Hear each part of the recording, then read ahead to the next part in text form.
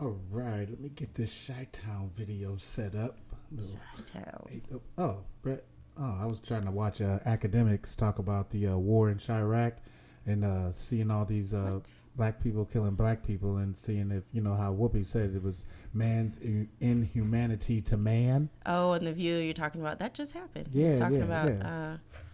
what she said on The View when she got canceled for 2 weeks. Well, yeah, she well, got suspended. I call it suspended canceled. for 2 weeks. Which, I've issue with because little Meghan McCain has had plenty of things she should have gotten suspended for and did not the entire time she was on The View. Well, let's get but into I digress. it. Let's get into it. How are we related? How are we related? It's the second episode after the winter break. Okay, when we're talking about Whoopi Goldberg's comments, Mm-hmm. and well, let's break down what she was talking about. First off, she was talking about books being banned, and certain books are being banned because a young girl in, and I forget what town, she says that she was uncomfortable with this book, and because it said the N word a lot, and she was the only black kid in the class, and she felt like the other kids were just getting off that word because they were reading it, which Understandable. Which they probably were. They probably were. Right. So she was,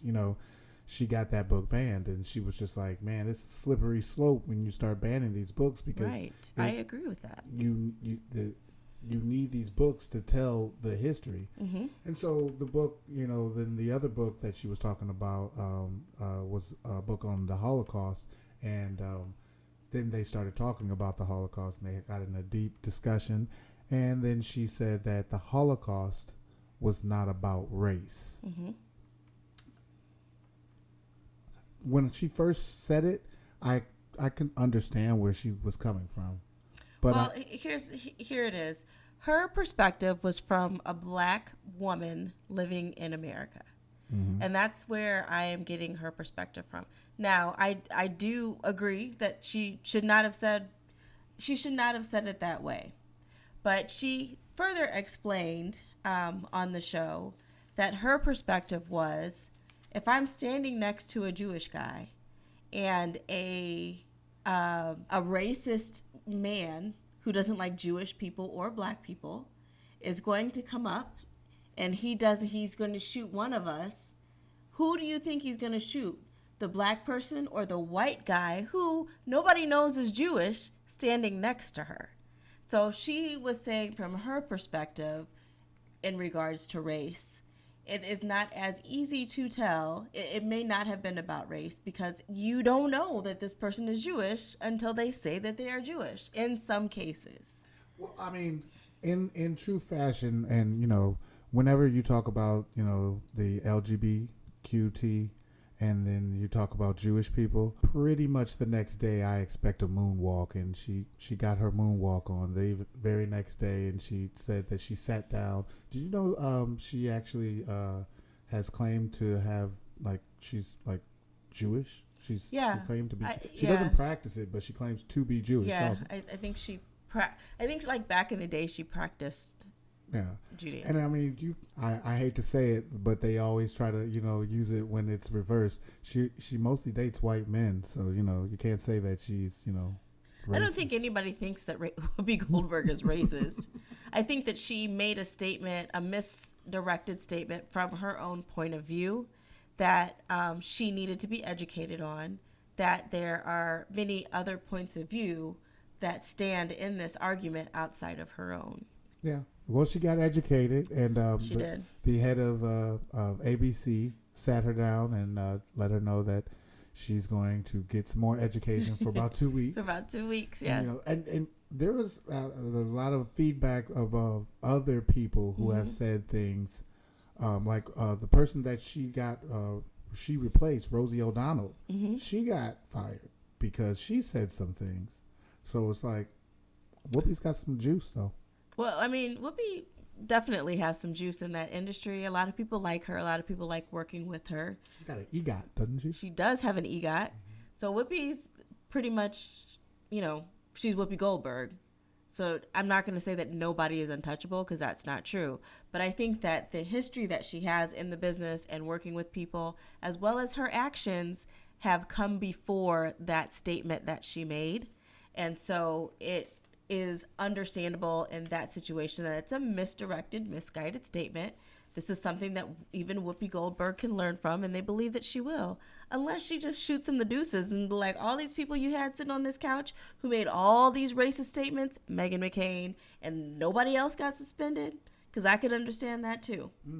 I mean, I think she's going to take her. I think she's going to take her suspension and just come back like and nothing happened.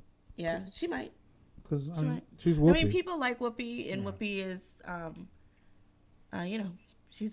she's got a history of working well with people, getting along with people, all of that. So I don't think that this statement represents her at all. Well, enough about a black woman losing her job. Let's talk about Joe Biden and his group of black women that he people wants to mad. give a job to. People are upset. Oh, man. And it's so crazy to me. It is so crazy to me. Like, the Supreme Court's been around for how many years? 110 years? I don't know. They've been judging for a lot. They've been judging for a long time. For a while. And they're upset that in 110 years, there's been one commitment to have a black lady who, I'm sorry, we get it done. We get things done. There's been one commitment to have a black lady on the court to represent the entirety of the United States of America, and people are upset about it. Let's just have some fun. What do you think the first, black, she wouldn't be the first black justice, would she be? Yeah, there's, no. Black woman, black female. Black female, yeah, that's what I'm saying. Marshall. So Sotomayor is the first Hispanic black or Hispanic woman. And, that's it? That's all they got? For diversity? The black guy. No, I'm talking about for women. Like, they don't have no Asian, nothing else? No. Just the Latino? Yeah. Oh, okay. Shout out to my Latinos. Yeah. Y'all made it. They represent Obama. Hey, Put them in there. They made it, shout out to them. She's a good one, too. Like, she dissents all the time. And then she writes, this is why I did that. Mm-hmm. I like all that. the time. I like her. So I feel like they're afraid of a Latino woman and a black woman getting in there and basically throwing a monkey wrench to the good old boy kind of way. I mean, definitely that's what it's going to do. But I think that any black woman that they put in there, obviously, I mean, just like Obama had to be a Harvard Law School graduate who was president of the Law Review and had to have a spotless record before he even became president. So I'm pretty sure they're going to put someone in there who has tons of accolades, who has a lot of education and law and experience behind her. They're not going to be able to find anything on her, and it's going to be she's going to be super duper smart, likely smarter than some of the colleagues that are sitting on the bench already and have been sitting there for years only because they are a part of the good boy system. And speaking of that woman that they just put on there too. Well, also, we spoke about her last year when she got confirmed for absolutely no reason. While you were venting, I was just sitting there thinking, I was like, Thurgood Marshall, was the first, black man to be in the Supreme Court. And then they followed up Thurgood Marshall with Clarence Thomas. Yeah, and he was so whack out here. So it's like, man, it's like... He's still whack. Like, right, that's what I'm saying. He's still there. His wife just spoke at a Nazi sympathizer, meeting. Oh, man, they need to get him out of there. His wife. I don't really like Clarence Thomas. I feel like he got, whatever, diversity hire. He got into the Supreme Court, and we haven't seen him like we haven't seen our vice president. He was, I mean, where has she been to? I ain't seen her, No. But you typically don't really, the vice president's job isn't necessarily out there all the time. We saw Joe Biden a lot because he was Joe Biden 35 years in the Senate, and people already knew him. That's typically, you didn't see Al Gore a lot. You didn't see, you did see Bush's VP because he thought he was president. Dan Quayle? No, Bush Jr. What was his VP's name? Cheney. Cheney was president. Cheney was out here making deals. He thought he was. Cheney was out here making deals for his company for the future. Yeah. So Cheney was out here working. That's what I'm saying. It's like, hey, get things done. Yeah. So I'm just trying to figure out what you do. You know about getting things done. I heard about these nurses that were selling Vax cards, making about 1.5 million in 3 months. Which is crazy. First of all, because they're nurses selling Vax cards, and they know better. Well, yeah. Well, they were essential last year, and then they were told, if you don't get the vaccination, you got to go. But I mean, as a nurse on the front lines and going in helping people with COVID, seeing people with COVID die, why would you go out there and sell a card to someone who you know could go out there and spread this awful virus that's killing people? Why would you do that? I mean, because the money is cash rules everything. Cash rules everything. So it's just once the money starts coming in. But what the crazy thing is that they were selling it out of like a pediatrician office. What? So there was people coming in, grown-ups coming in and out of a pediatrician's office. Pediatrician's office, and it's like that. That didn't tip anybody off. That should have been the first red flag. Probably. I mean, people out here just trying to make a buck. Imagine you're at Walmart, right? And you're with Paisley, and Paisley has been bugging you at Walmart to get a bicycle, and you keep on telling her, no, we're not getting the bicycle. We're not getting this bicycle. And then you walk out to the parking lot, and you're so upset. You're like, Paisley, don't talk to me until we get in the car. And then this woman walks up to you and offers you $250,000 for Paisley, saying she's the perfect fit, and she'll give you $250,000. What would you do? No, absolutely not. So then this Texas woman, Rebecca Taylor, says, hey, I got another $250 in the car, so I can give you $500,000. No. I mean, she's been pissing you off all day. It doesn't matter. And then she grows up and she finds out that her life is only worth $500,000. That is crazy. But why? Who's doing this? Well, I heard the auto industry valued life at $11.6 million. So I mean, if you're not getting that, right, then you're not, you're not worth a body in an accident. Exactly. So it's like, hey, exactly. If you're not coming with 12 mil, I just want to know, how did she think she was going to get away on both sides? What happened to your baby? Right. I don't know. Like, I went to Walmart and I left him, but I'm not really worried because I came up. So yeah, right. I know.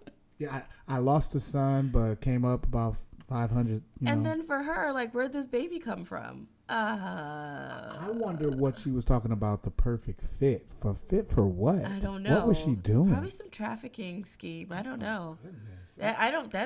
That is problematic. It is really problematic because there's some desperate person out there who would have done that. Yeah. I mean, how did she get caught anyway? What happened? They definitely told. They were the lady at the the lady was told? She was like, why are you trying to buy children? You're wild. Right. Who are you, officer? I know. Come on. Over Somebody needs to be stopped. That's crazy. I mean, people are doing anything for money. You know what? Who else is doing something for money? Jimmy Iovine. Jimmy Iovine is selling. He's selling his production catalog. Why is he doing that? I have so many questions today. I mean, Jimmy Iovine is selling his production catalog, and then Dr. Dre is about to do the Super Bowl. Oh, we need to talk about this. Oh yeah. We need to talk about the NFL. We're saving time. We're saving time for the NFL. Okay, because I have a lot of other questions about now the Super Bowl halftime show on the backdrop of this whole NFL scandal. But I guess we'll get to it. No, let's go to it right here. So, what's going on? I love Jay-Z. Always have. He's always been my main number one rapper of all time. Right. However, I don't think that I don't think that what he did as far as the, what is the word I'm looking for? agreement that he has with the NFL, or the partnership, I guess, that he has for the NFL is working out the way that he thought it would, because maybe he didn't even know how racist and corrupt that organization is. I think he knew how racist and corrupt they are, and I think that he's playing a billionaire's game, and which he usually does. And Jay-Z will be the first person to like be the head of like a group that gets an NFL team. So Brennen coming through with the conspiracy theories. This is the whole. So, mark my words. Okay. What's today? February 22/22. 22/22. Okay. The conspiracy theory is you got buckle up because I'm about to. I'm ready. This is all information I acquired today that led me to this theory. Did you acquire this information, or did you just think this information No. in a This moment is. I'm about to give you facts. Okay, These are all. I'm facts. ready. These are all facts that leads me.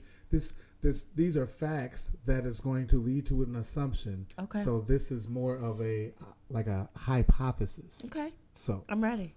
So you know your boy Brian Flores. Correct. He gets a text message from Bill Belichick saying, "Hey, Brian, congratulations on the New York job." Okay. Brian's looking at that text and he was like, "My boy, I don't even have the interview until Thursday.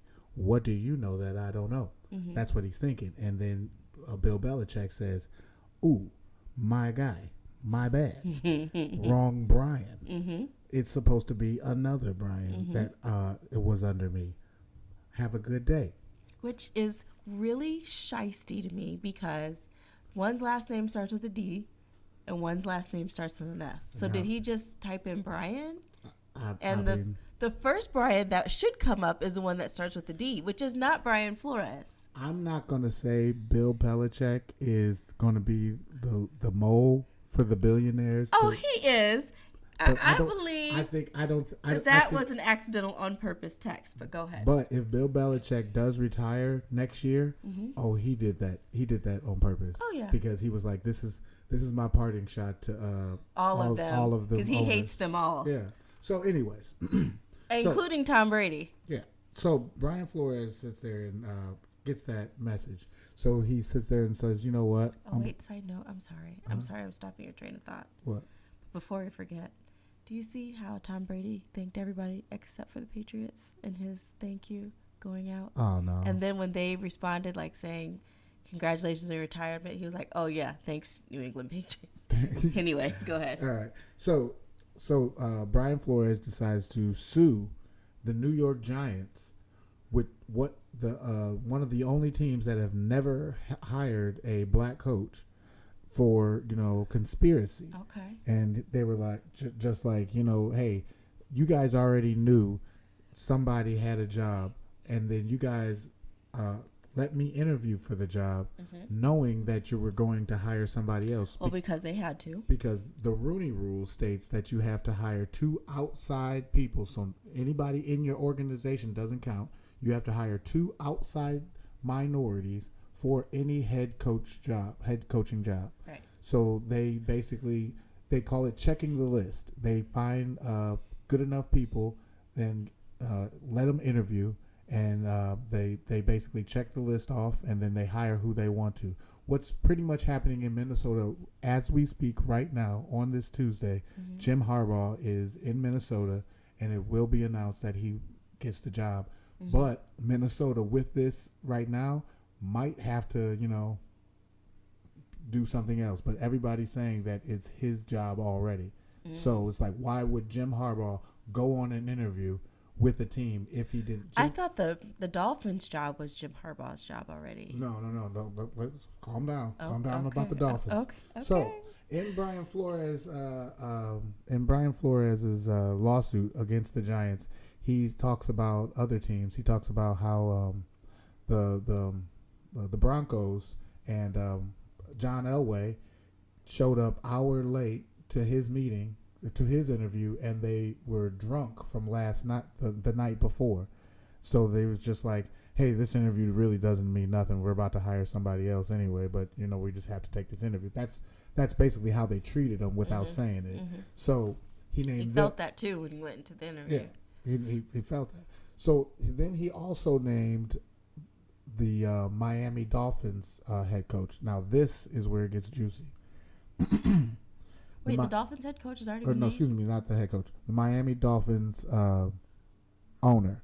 He said the owner came to him while he was head coach of the Miami Dolphins and said, hey, I will pay you $100,000 for every loss that you can get because he wanted to tank for a better quarterback. And he said, I'll give you $100,000 for every loss. That's pretty much, Pete Rosen. Like, you can't own a team and But then how does that benefit the head coach in any way? You don't want to have a losing season. Right. And that's why Brian Flores told his team, basically, he's like, we're about to win in spite of the coach. And they end up having a pretty decent season. Correct. So, he had a winning season, right? Yes, he did have. No, that season he did have. I don't know if that season he had a winning season. It was the season. I thought it was this past season that he did it. It was the season that they tried to. The season before they got Tua Vailoa, the boy from Alabama. So the season before that. Okay. But anyways, if that comes to be true, that owner is going to have to give up his ownership in Miami of Miami Dolphins, because you can't have an owner asking a head coach to tank games. Well, he's not the only one that's done that. But another coach just came out and said that he was asked to do that too. Let me look up his name. I just saw it. But yeah, so but I'm just saying, if he gets found out that he did that, he has to lose the Miami job. Jay-Z will get that Miami ownership of that Miami team. What? Wait a second. Jay-Z is already. So Jay-Z. Let me stop my Googling. What? So when the owner of Miami loses his position and loses ownership of that team, Jay-Z will head a group that will offer to bid on that team. Other people will bid on that team also.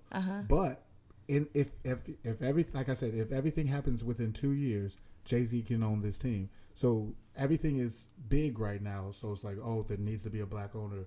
Well, the good old boy kind of way is we'll get somebody that knows us and knows how we act and knows how we are. Who's not afraid to act how we act. And basically will pull one of our moves, but think that it's for the people, but the people will find out 10 years later that really wasn't for the people.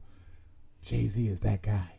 And hey, I don't disagree with that. Jay-Z will be the owner of the Miami Dolphins. I don't know of any other teams. If it happens in any other teams, it will. I don't think the New York Giants. Miami's a good city for Jay-Z too. But that's what I'm saying. Miami is a great city for Jay-Z and Beyonce to retire into and own a team. And so that's what I'm saying, Jay-Z.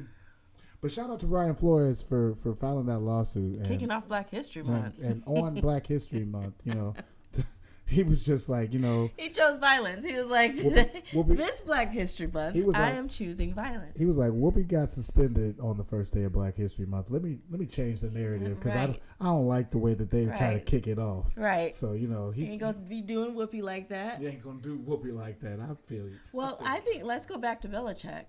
Okay. Do you think he accidentally on purpose sent that text message?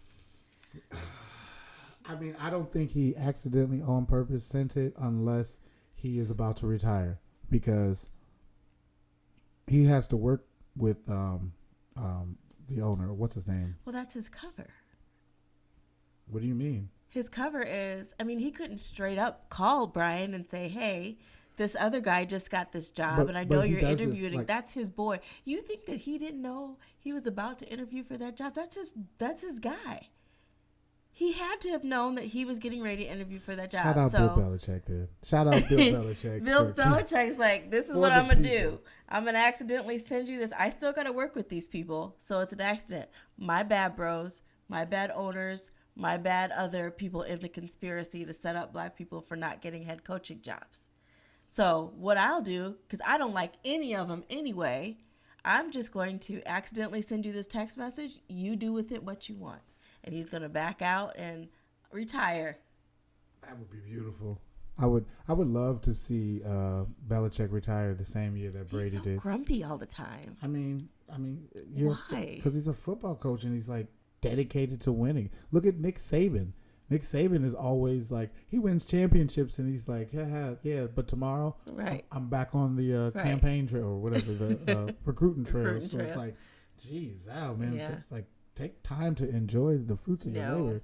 Belichick, I don't feel like he's ever enjoyed all those 50 million Super Bowls that he's won. Yeah. I don't know. Maybe that's why he and Tom Brady didn't really get along that well. No, I feel like Tom Brady and him didn't get along because Tom Brady's trainer kind of started getting involved too much into the team stuff, and Belichick started losing the team. So it was like, it's cool that you have your trainer because you're Tom Brady and you're you whatever, but stop letting your trainer talk to all my other players. Like, what do you mean he was getting too involved? Like, he wasn't calling plays. Well, no, because it was like, telling them that they're injured or they're not injured and listening to that trainer over his trainers. So it's like, I went and saw Tom Brady's trainer and he said that I could be fixed, and it's like, no, like you can't do that. That's what I think. I don't know really what happened. Okay, well, I guess shout out to all of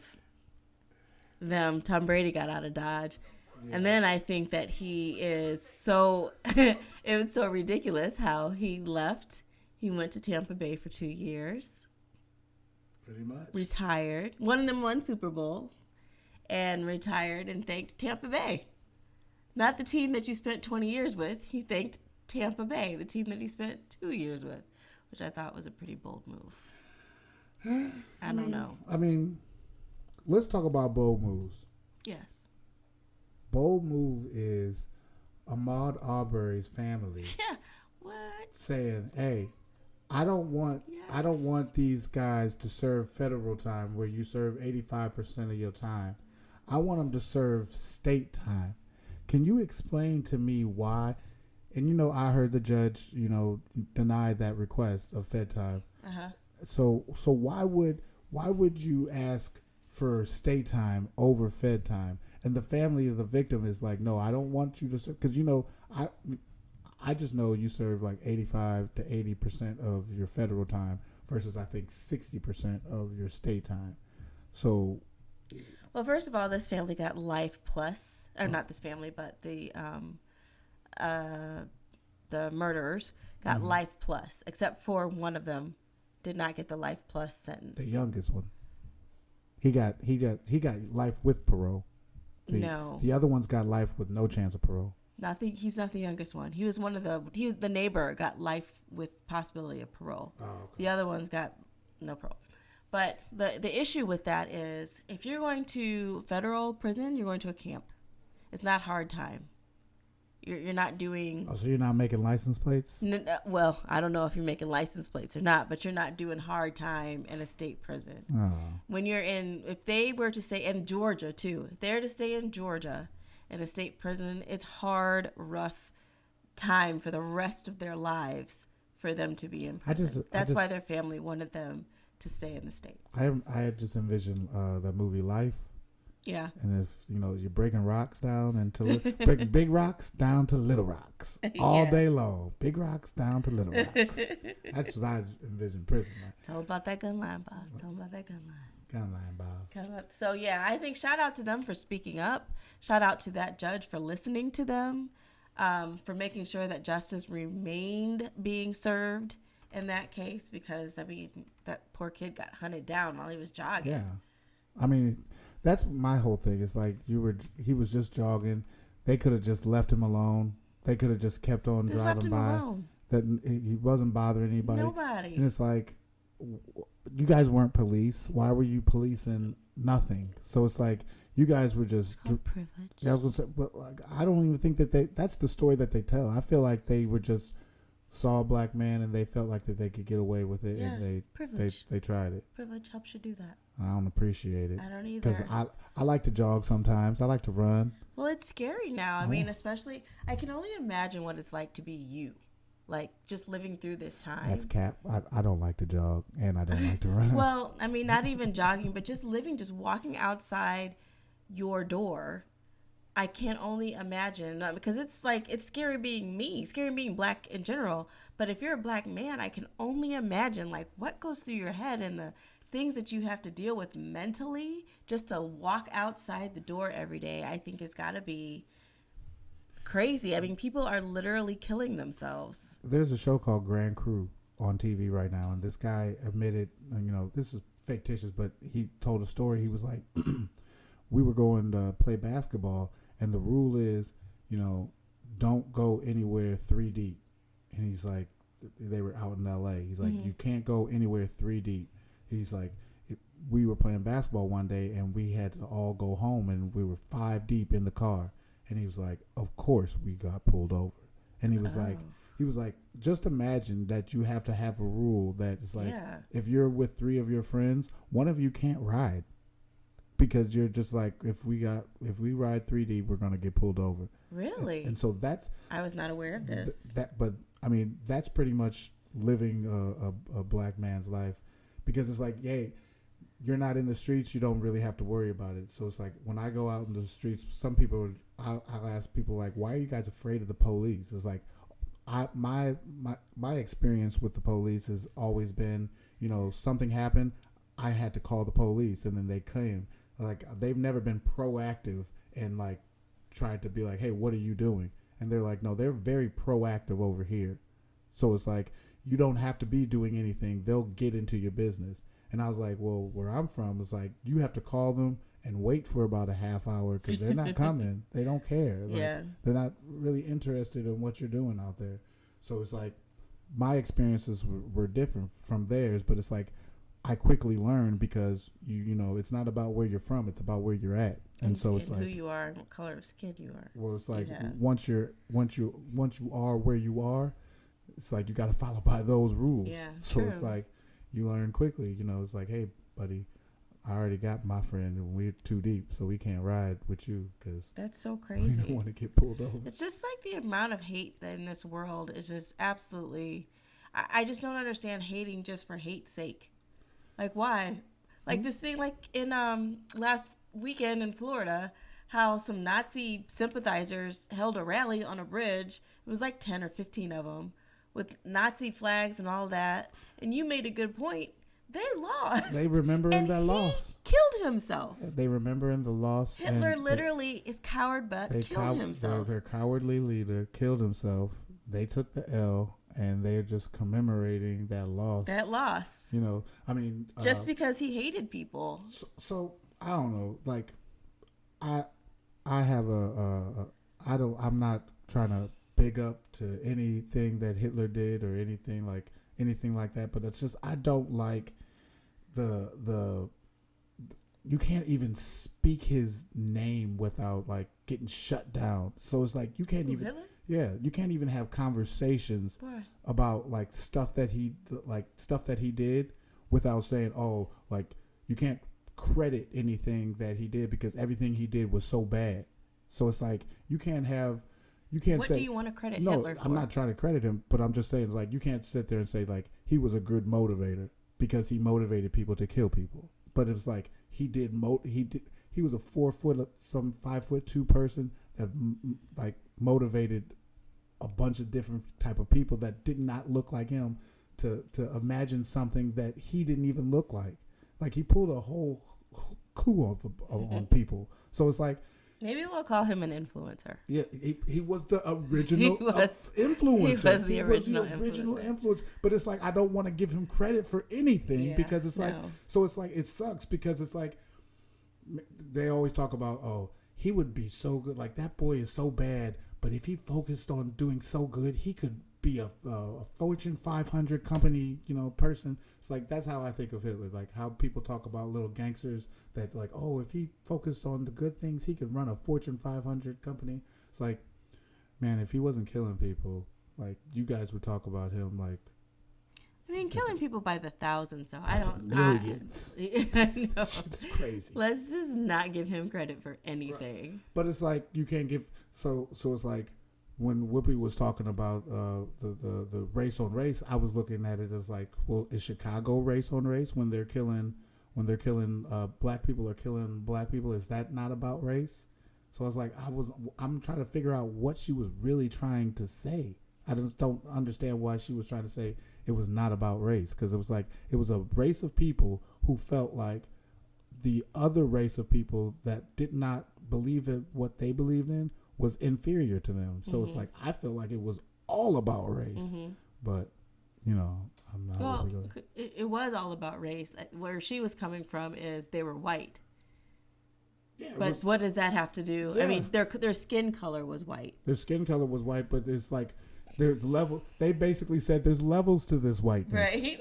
It's like, yeah. So and the Jews were not it. Right. So it's like black people, and then white people of certain qualifications up until the Nazis. But the Nazis was a political party, so it's like, how did you know that the person was Nazi or not? Well, I think that's what she was saying. Like, how did you know? Like, you would know if I hate black people, you know that I'm black because I'm black. You don't know that someone is Jewish because they don't look different. And I think that's what she was trying to say, but she definitely misspoke. Yeah. Definitely. Yeah. She misspoke when she said it wasn't about race. Yeah. Because I think she was commenting off of somebody else's statement, and she was trying to say, no, it's not about race, it's not about race, and then she went with it, and I was just like, hey. So. Yeah, I don't know.